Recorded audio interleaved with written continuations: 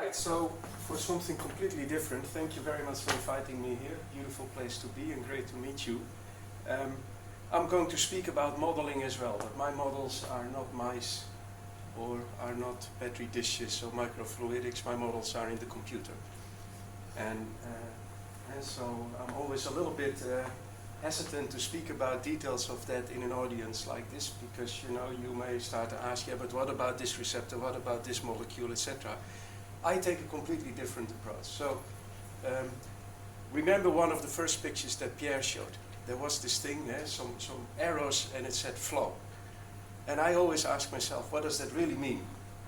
So, of course, blood is flowing. There are red blood cells. There is all kinds of transport physics going on. And how is it possible that these platelets just go where you think they go, or where you know they go because you see them in your microscopes, right? So this is basically how we got into this field. Can we set up models, mathematical models, that would allow us to probe a little bit deeper in these interactions between, let's say, the transport physics, the flowing of blood, and all the molecular mechanisms that in the end result in either a thrombosis or a thrombolysis. So I want to show you a little movie. This is a simulation. This is a result from running our computer model for a few red blood cells. There are no platelets here, and we just built a beautiful visualization of this. Once you have this, you can do all kinds of funny things, so it looks nice. But my dream would be to add a complete hemostatic pathway to this model, so that at some point we see it happening here and we can play with that model. I'm looking at Pierre because I know he would also like to have that. So that's where we're going. We build up a system that we call hemocell. Here you see another simulation, and the little yellow things are the platelets. So we throw them in. And here we see a thing that could be a thrombus. Of course it's not, we just put it in to make it look like. But it allows us to study the complete dynamics of platelets flowing around an obstacle like this. Where would they go? How long would they stay there? Is there time enough to react? What are the forces that act on these platelets? All these kinds of questions we could start to answer. Alright, so hemocell is a piece of software for dense cellular suspension flows. If you're into this stuff, you can work with us. It's freely available. You can download the software and run it and experiment with it. Fully validated, I will speak about that. Suitable for high hematocrits. Many people do this in the biophysics communities, but they were not able to push this to the kind of hematocrits we believe are relevant.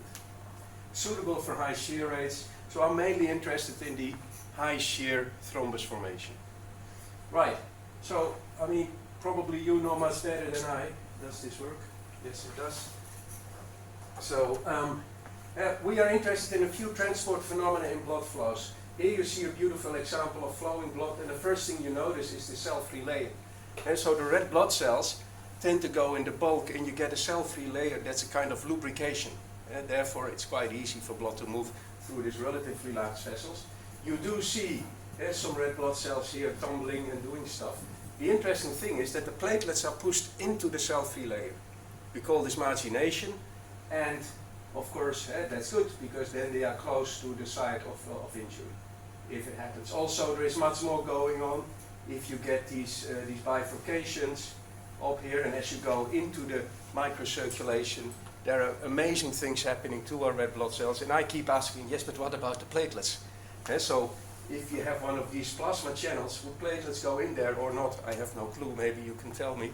But there are many interesting questions you could ask. All right, so on top of these cell-free layers and all this stuff that happens here, you have margination of platelets, also of white blood cells. They also marginate to the vessel wall. Interesting.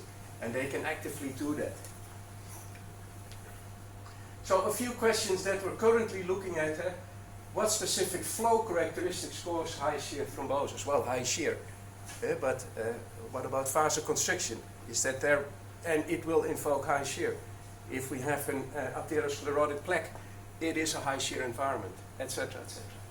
Can we predict the starting location of the platelet aggregate?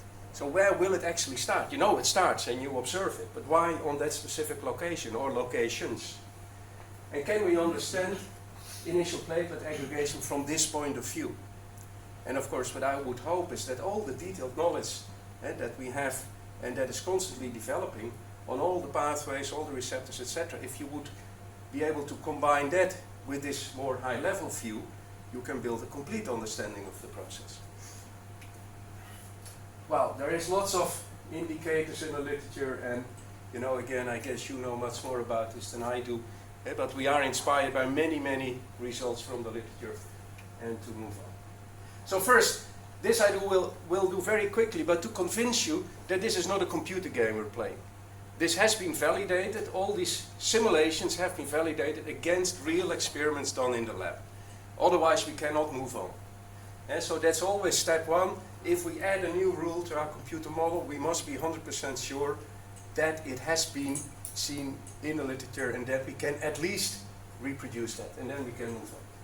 So first of all, just to show you there's some math behind it, what we do is we have a model for flow, we have a model for the mechanical properties of the red blood cells and the platelets, and we have a way to glue this together. This is all details. If you're interested in that, go talk to me in the break. This is the website of the piece of software that we built. At some point I said to Gabor Zavodsky, who is responsible for this, I would like to do a cubic millimeter of blood. That would be great. And that contains so many million red blood cells. So he took that quite literally, and this is basically 2 cubic millimeters of blood. So that was fun. But he can flow this. We can run this in the computer, and we think for the kind of studies we want to do, you don't need that much. That's nonsense. You can do with much smaller systems. But they do need lots of compute power. So this is not something you do on your laptop. You need supercomputers for this, and this is kind of a specialized field. Anyway, let's move on.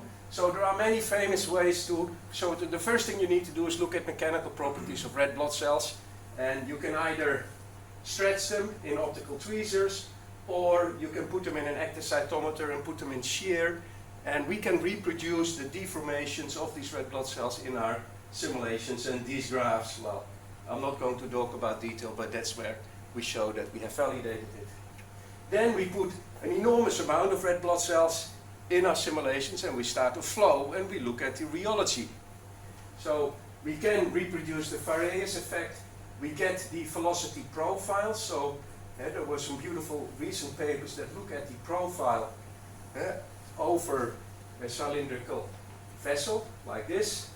And what you notice is that it's a little bit flat. It's not a Poisson profile, not a nice parabolic profile. It's flat, and this is due to this lubrication layer, and then you get a kind of plug flow going through the whole system, and we are able to reproduce these cell-free layers. Again, if you look here, the little yellow things are the platelets. We also put them in there. Another thing is that we look at radial dispersion. So there were some beautiful experiments that were following platelets and red blood cells over time, and then we can look at diffusive behavior of these things. Again, I don't have time to explain this in detail, but we get the numbers right. So we believe that the code is validated, that we get the bulk rheological properties right, we get the transport physics right, both for the red blood cells and the platelets. We can extend it, just for you to know. We have also been putting white blood cells, leukocytes in there, so that would be something with a nucleus in there, right? And here you see experiments where we were looking at transit times of these simulations and compare them to microfluidic experiments here and here. This is work in progress, but so that's another line of study, I would say. But just for you to know, we're also looking at changing the mechanical properties of the red blood cells. So this is a late-stage malaria infection, where we basically added the parasite into the model of the red blood cell, changing the mechanical properties, and again looking at what happens to the transport physics. And we're mainly interested what these infected red blood cells do when they go through the smaller vessels. Anyway, okay, this is more, I will quickly move on. These are all examples of other things you can do. Platelet machination. Let's start with that. How much time do I have, Michael? I have half an hour, right? Right, okay, good. Just tell me when I'm getting out of time. So here you see a simulation of the process of platelet machination. So you have to imagine that here we have a straight tube, a straight vessel. It's about 100 microns in diameter. And now here you basically cut through the vessel and you see all the platelets coming at you. And then basically what you see is slowly these platelets are being pushed out and they are, well, marginated. And if you wait long enough, typically in a second or so, in real time, all the platelets, or most of the platelets, will end up here in the cell-free layer. Some of them are still stuck here. And you see a concentration of red blood cells here, and as you go down, here you hardly see red blood cells. So this is margination in action. And we know it's there, it has been discovered a very long time ago, but we can now look at the details of that process. So here you see an interesting example. So here we have been looking at different hematocrits. From 0, no red blood cells, to 20%, and this is the start of the simulation. And then if you look 1 second later, this is what you see. Margination happens very fast, basically. And the interesting thing is you only need a very small hematocrit, a few red blood cells, to already see a very effective margination. So here with 5%, we see most of the of the platelets going in the cell-free region. As you add more red blood cells, the cell-free layer becomes smaller. That makes sense for many reasons, but the platelets go there. Without red blood cells, so let's say in platelet-rich plasma, you don't see it. You see another effect. Whoops. You see what is called the tubular pinch. When you do not have the red blood cells and only a diluted suspension of platelets, the platelets will move away from the wall. Tubular pinch. And that's what you see happening here. It looks, because you have to imagine I didn't draw it, but the actual vessel wall is pretty far away. So, I mean, if you're flowing these platelets in straight tubes without anything else, they will not, they will preferably go away from the wall. All right. Now, we have studied a few things with this. First, we asked ourselves, how is margination influenced by the mechanical properties of the red blood cells? And it is influenced by that. So we were looking at the influence of red blood cell deformability on platelet margination. So we were looking at mixtures of flexible red blood cells and stiff red blood cells. And this would be a model for diseases like diabetes, sickle cell anemia, malaria, etc., where the mechanical properties of the red blood cells are changed. And experimentally, this is done in a lab in Michigan by Lola and Iola Adeveso. And a PhD student from Amsterdam actually went there to also do some experiments. So we try to do experiments also in collaboration with the real experts in order to feed our models and back. I very much believe in this iteration. You learn something in the experiments, you go back to your computations, you try something, you learn something, and you go back, and in this loop we try to progress. Okay, so what did we do? In the lab in Michigan they have a beautiful model to stiffen their red blood cells and then to make mixtures with 100% stiff to 100% non-stiff and anything in between, and they can play with the amount of stiffness. Again, I don't have time to study this in detail. And then what they can do with, I think with a confocal microscope, look at platelets. So they would, in the lab, somehow tag the platelets with some probes so that you can actually see the platelets as a function of the distance to the wall, and this is done in microfluidics. And we have been simulating this as well. So now the blue things are the stiffened red blood cells, the red ones are the normal red blood cells, and again we have platelets, and we look at the margination. Now, the results are as follows. So first, we see that as you increase the stiffening of the red blood cells, you put in more and more stiffened red blood cells, you start to see less margination. So platelets are no longer moving as easy to the wall as before. And the dashed points here, or bars here, are the experiments, and the black ones are the predictions or the simulations that we did in hemocell. So we're not spot on, and again I don't have time to discuss this in detail, but we do see the same effect. And the fact that we are not spot on means We have a few things not fully under control yet in our simulations. We are working on that, obviously. But we can now start to play with this. What would this mean, this effect, when you want to look at thrombus formation? Right, we also understand why this happens, because this was an observation both in the lab and hemocell, but we also understand why this happens by looking at the details of our simulation results. And this was something that Lola in the lab could not see, obviously. And basically what we see is we see a kind of phase separation of the stiff and non-stiff red blood cells. So you get regions of stiff red blood cells, regions of non-stiff red blood cells, and because of that interaction of the different types of collisions between the platelets and all these cells, you get this reduced margination. So we get an observation, that's always very important, but because we can look at all the details what happens in a simulation, we also get an understanding of what we have observed. This is interesting, and I hope to convince you that the combination of experiments and these kinds of modeling will help you to develop deeper understanding, and maybe with that you can make better steps towards thrombolysis, maybe doing something good for patients, I don't know. That would be my hope also. Alright, so then we went to more challenging flow environments. So no longer straight tubes, but things that you may start to recognize as that could be, I don't know, in a real artery. So we were looking at a bead experiment that was published already 10 years ago by Nesbitt et al. And basically what they have is they have these plates that were, I think, coated, oh no, they had a bead here coated with von Willebrand factor, and they would flow this with whole blood with very high shear rates, 10,000 per second.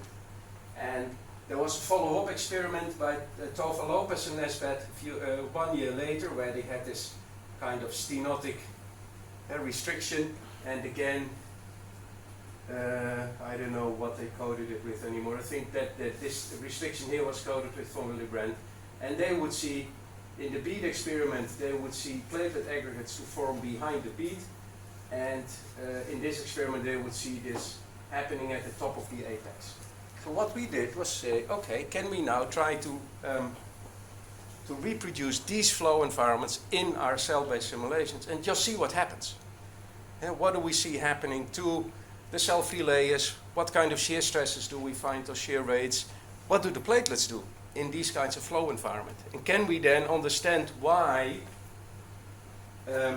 these aggregates form where they form, as seen in the real experiments? And what about, what is the main driver? Is it the shear stress?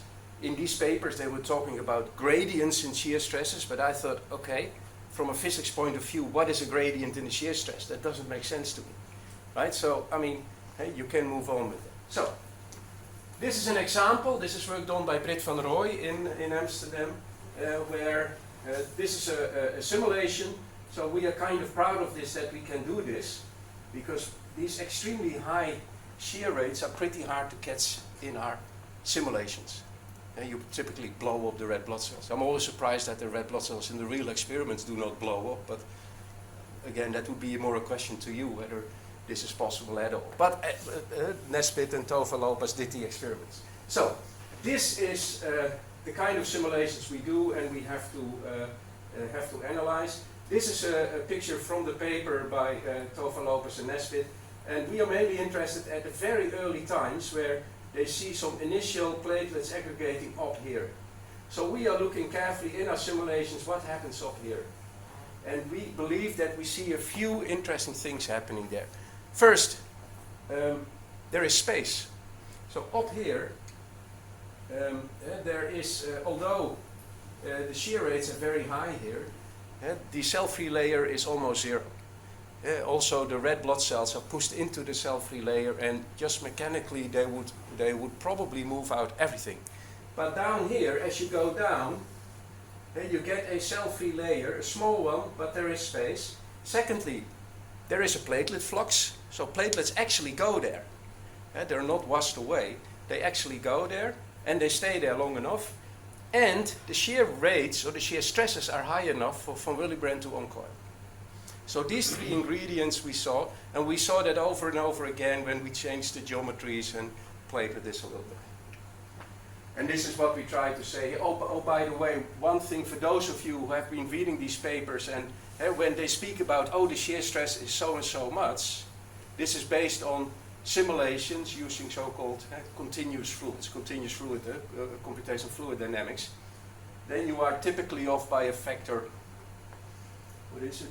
Well, 5 or 6 in terms of the shear stresses, because you do not take into account the red blood cells and the self-relayers. So for those of you who are also doing this kind of stuff, be careful. Anyway, then the bead assay. Again, here we have a picture from that paper by Nesbitt.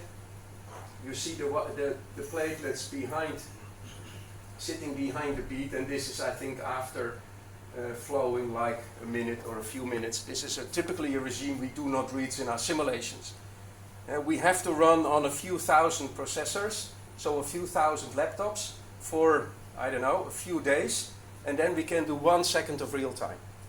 So that's more or less what we can do, right? So we are speeding this up, no worries. In a year from now I can tell you that you can now do this on a laptop, but give us some more time and then we get to that point.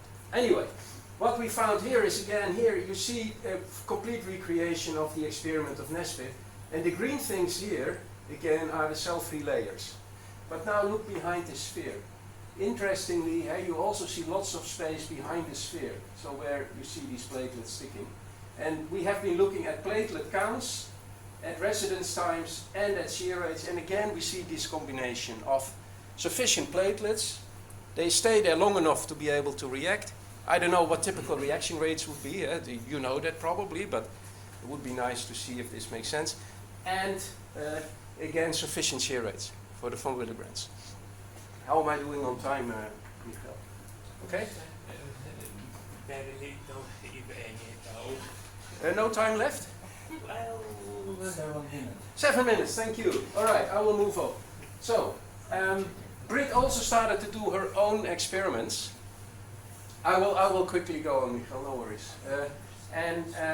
To confirm what we have seen, so we started to collaborate with David Koo in Georgia Tech in the United States, and we created a microfluidic chip with a very, let's say blunt stenosis, in order to create a flow environment where we could clearly see where the platelet aggregate would start to form.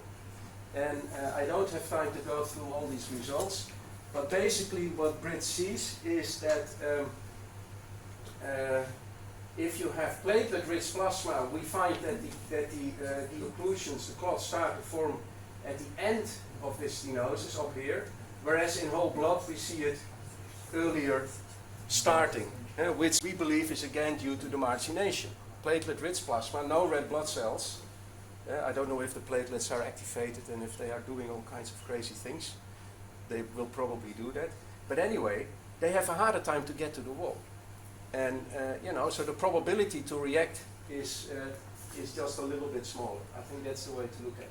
Also, if you look at occlusion times, in these platelet-rich plasmas, the occlusion times would be up here, and in whole blood it's down here. Again, this must be due to margination. That's the only reason I can think. We are working on this in lots of detail to compare our simulations with the real experiments and to try to make sense out of this. I will quickly skip von Willebrand. Let me see, is there? Yeah, so in a few minutes, and then I will stop, I promise you. So we are also interested in bringing von Willebrand into the game. And I just skipped all the slides that inspired us just to show you where we are right now. So we are able to reproduce the behavior that has been seen in experiments for von Willebrand. If you put von Willebrand factor in a small shear rate, it seems to tumble. It is coiled up, but it seems to tumble in the flow. In medium shear, so between 200 and 600 per second, the von Willebrand seems to uncoil and coil back. So you get a kind of breathing behavior, if you want. And at even higher shear rates, you get a stable uncoiled state. Now, again, Gabor has been creating a very coarse-grained molecular dynamics kind of model of this, based on these little cylinders that he stitches together. And that is what you see here. But he gets the dynamics right as observed in experiments. We still have a long way to go, but we can do that. And we actually put this in hemocells. So here you see a little von Willebrand, somewhere tumbling between the red blood cells. So von Willebrands also marginate. That's interesting. They're also pushed to the wall. We're trying to understand the margination in our simulations. And here we see an example where one of these von Willebrands was stitched to the wall and allowed to uncoil in the presence of the shear rate. So now we can start to put all these things together. So this is a validation, and this is work in progress. Again, in a year or 2 years from now, Gabor should be here to tell you all about this one, right? That would be interesting. So now we want to start to put everything together, and this is work I am doing together with Michael. And so we want to have platelet aggregation. This was done 3 years ago by Alexei and Michael. So putting lots of little receptors here in our model and allow a platelet to stick to the surface and maybe start to roll a little bit. This is, I would say, also still work in progress. And we have been building a very coarse model where, based on very simple rules, we allow platelets to stick to the wall. And these rules are, of course, informed by what is known from the biology. And we can play with these rules and then see what that would mean.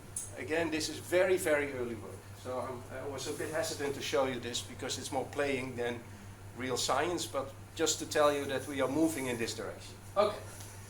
We're also trying to build in a very coarse-grained way, all the details of these pathways that have been known or are being discovered into a, well, that's typically what we do in computer modeling. We try to make it as simple as possible. And so we call this the CPEC model, combined effect of pro and anticoagulants. And basically this boils down to two major processes that hopefully capture many of the details, and that will allow us to build a dynamical model of platelet aggregation. All right, so to wrap up, I think this is my last slide, so hopefully I'm still in time. And so we have cell-based blood flow simulations that can provide additional insight into the process of platelet aggregation, I hope. And probably we should work together to do this. Progress is also possible by a clever combination of dedicated in vitro and in silico experiments. I think that's my main message for today. You may want to look at these kinds of in silico experiments. We can do this now, so let's collaborate. And we will, as a next step, combine platelet margination, von Willebrand factor dynamics, and the CPEC model to try to study initial aggregation in more detail. Now, I first want to thank the people that really did the work. Ben Zaya, up here, Britt van Rooij, here, and Gabor. They have been working very hard over the last few years to make all this work possible. And with that, thank you for your attention.